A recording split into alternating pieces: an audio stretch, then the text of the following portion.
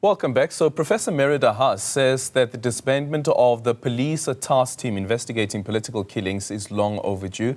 Haas says that it was a waste of taxpayers' money. Police Minister Senzo Mchunu has ordered the disbandment, saying that it is no longer required. For more on this, let's now speak to Professor Haas. Prof, a very good morning to you. Thank you so much for making time for us this morning. I remember even during the Moerane Commission, some of the issues that you had raised before, in aspects relating to when the recommendations came out, what is it that should be done? And now we had the task team that was set up. I don't know how far the task team was able to get to the bottom of political killings, especially in KwaZulu-Natal, but now the decision is to disband it. You are saying that it's long overdue. Why? Okay, right. It didn't achieve anything. I mean, I have a list of well over 100 killings since, and, you know, the first thing is we don't know the criteria they use to decide what's political. I mean, I have links, I have the names of people who were politicians or senior municipal people in areas where there were corruption allegations, that sort of stuff.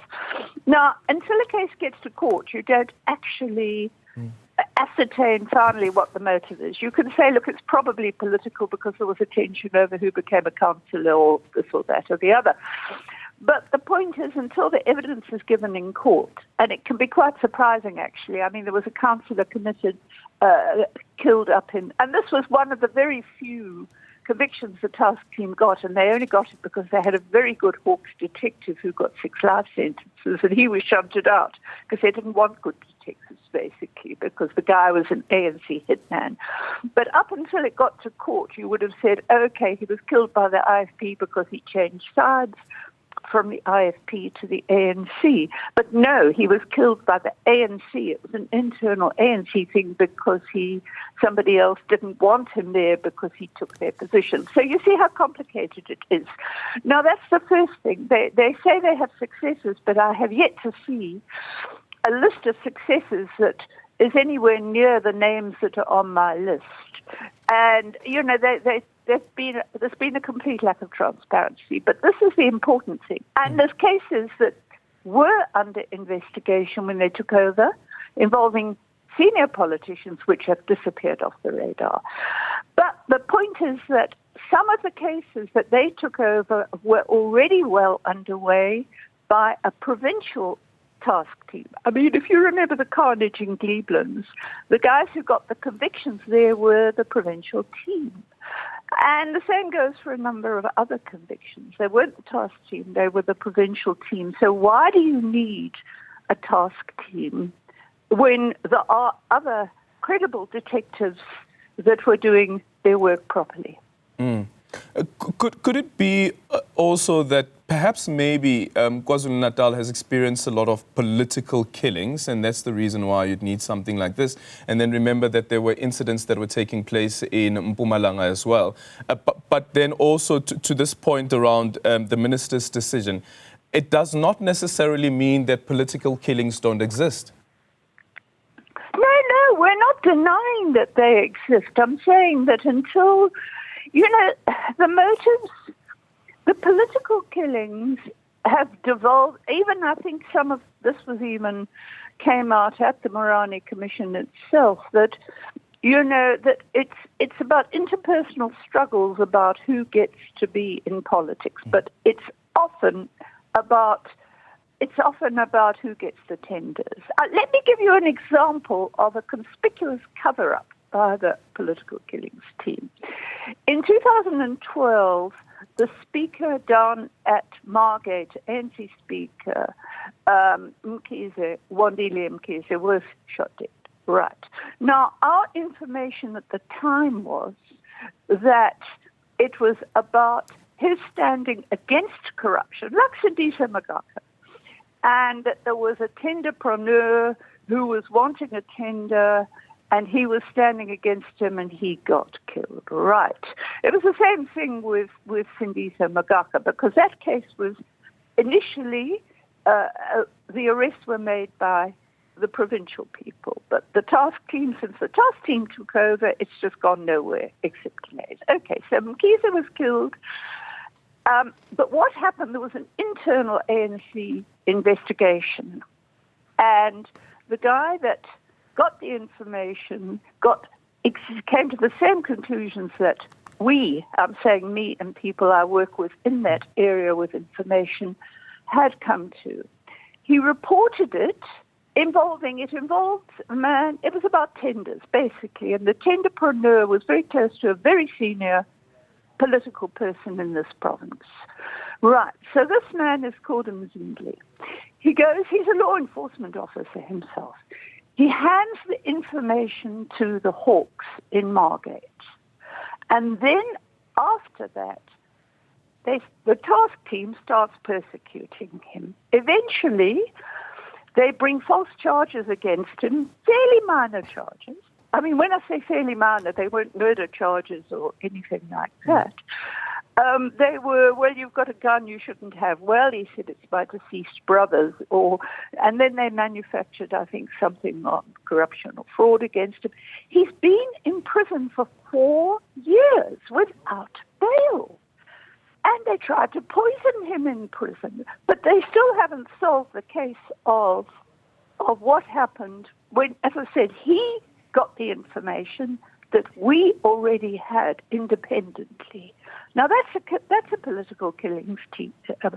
Wandile Mkhize was the speaker, and he stood against corruption. And the case has gone nowhere. It's been covered up. Yeah, 15 million rand that was initially budgeted for the Morani Commission. Does this all mean that it's money down the drain? No, look, quite frankly, it's a little bit like a lot of the TRC stuff. It's maybe not in the public knowledge, but a lot of us knew about it. You know, the Morani Commission used my information, basically. They used the case. They came to me, the first person they came to was that they wanted a list of killings. Now, I mean, a lot of commissions are kind of shouldn't have been necessary if we had the police running properly. And as I said, we were jolly lucky because we did have a good team in this province who were making headway. There were 2 cases that were well underway that have disappeared off the radar since the task team took over. So what I'm saying is, and I mean, there are cases that are easy to solve. Look, take the case of the attempted murder of Thabiso Zulu. There's evidence that should have led to prosecution. They didn't bother with that because they were selective. I mean, there's another policeman sitting in prison. He was in the provincial task team. They took him to this political team. He's called Dlamini. And he was in the provincial team. He had an excellence award. He'd made an arrest of a councillor for killing another councillor. He gets sent off to this team. And the head of the team, now I must also tell you that this is a grossly irregular team because the man who heads it is not a detective. He's the head of crime intelligence. And this is completely irregular to have the head of a component of crime intelligence running a detective team, and he's never been a detective. Not that he's ever had any experience in intelligence, but you see, the former minister made these appointments. The former minister was running the police operationally, because when I said to people, but who's in charge of this task team? I couldn't even find that out. They said, oh, it's Squarely. Well, I said, no, he's the minister. So anyway, Khumalo, who's in charge of the team, says to Dlamini, and it's in his affidavit, he says, you must arrest Sandile Gumede, who was the mayor of Durban. And so Dlamini said, but for a killing of a councillor, the councillor whose alleged killer he'd already arrested. Okay, says Dlamini, I can't do it because I don't have any evidence. I can't arrest people without evidence, which is the way detectives are supposed to behave. Oh, says, according to Dlamini's affidavit, no, doesn't matter, says Khumalo, arrest her anyway. We need her arrested, whether you've got evidence or not. Now, I mean, this is madness. Yeah. So Dlamini says no.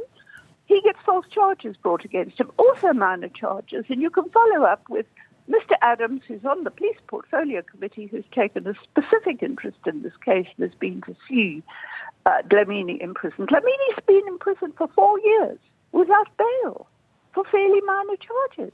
I mean, what's going on? Because they're working with a prosecutor who left Gauteng under a cloud amidst all sorts of allegations. He came here and he's doing all these cases. I wrote to the National Director of Public Prosecutions and I said, all these people that have been arrested and refused bail are making the same claims against your prosecutor and saying he's lying to the court. I want that checked out. Can you get a senior prosecutor to take those dockets and just check if there's any truth in those allegations? Well, she has given the dockets to somebody else. So that's the problem we're sitting with. You know, I mean, different prosecutors are supposed to handle cases. They're supposed to guide detectives and make sure that the detectives only act.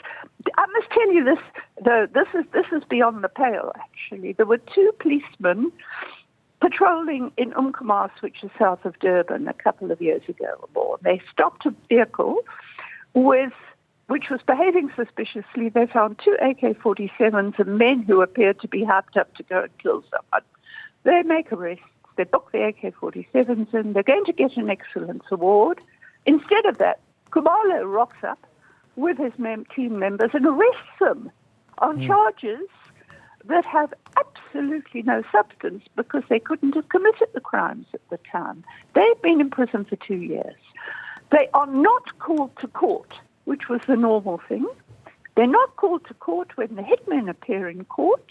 The hitmen are released. Hitmen with AK-47s going to commit a crime. One of them was on parole for a long sentence for murder.